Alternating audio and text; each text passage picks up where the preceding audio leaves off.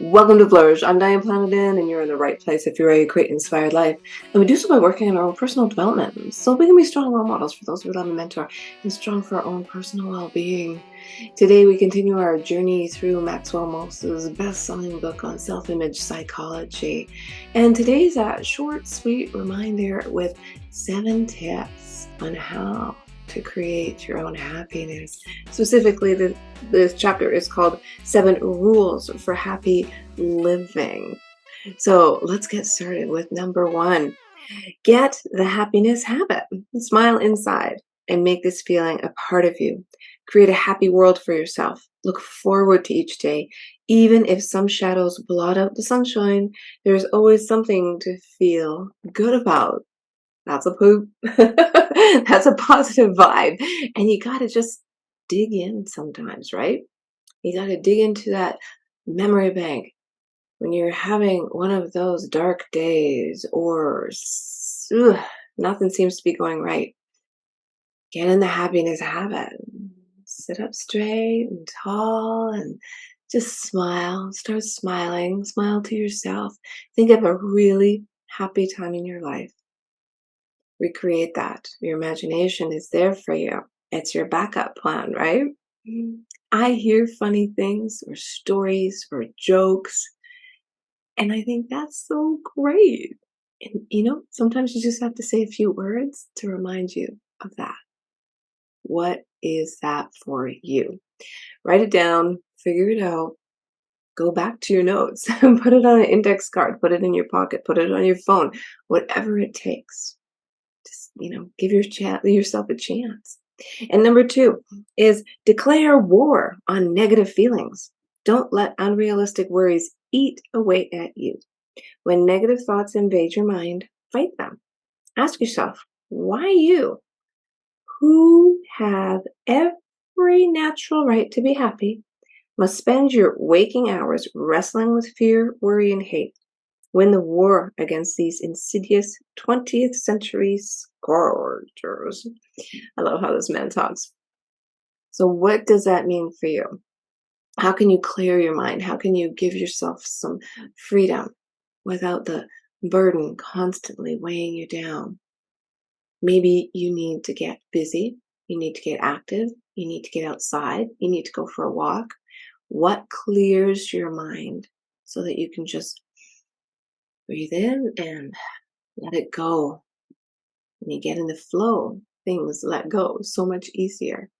My favorite way of just letting go is to be outside, to go hiking. And the higher the elevation, the more I can't even think about it because all I can think about is breathing. But what is that for you?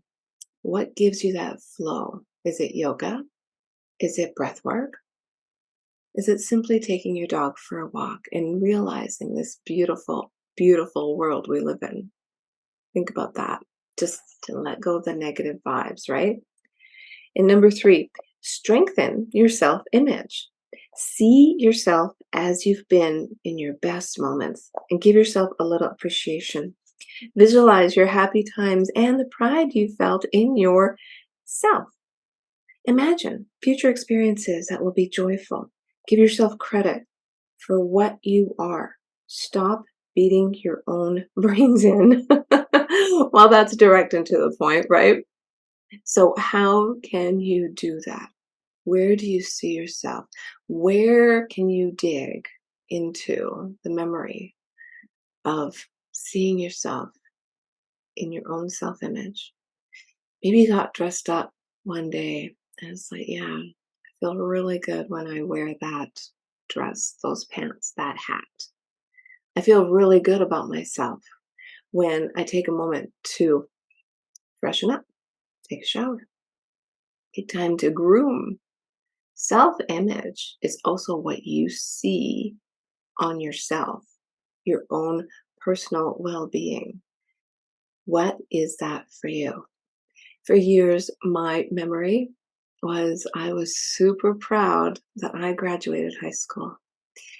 And to this day, I can see myself floating across that stage and getting my diploma because getting my high school diploma was not easy for me. So It felt so accomplished, and I had on a cap and gown, and the auditorium was filled with people, including my family. A very proud moment. Think about what that is for you. That's what I'm talking about. It felt great to hold my head up high. Sense of accomplishment, right? Okay. Number 4, pardon me, learn how to laugh. Add up, sometimes grin or chuckle, but not many can really laugh. I mean a real belly laugh that gives one a sense of release and freedom. Laughing, when it's genuine, is purifying. It is part of your success mechanism, jet propelling you to victories in life. If you haven't laughed since the age of 10 or 14, go back into the school of your mind and relearn something you should never have forgotten. That coincides with the whole smiling, right? Think of a joke, think of a happy time, think of just, you know what? Just watch people. People are amazing. People are hilarious. People do things, especially when they don't think anybody's watching. They'll do funny things.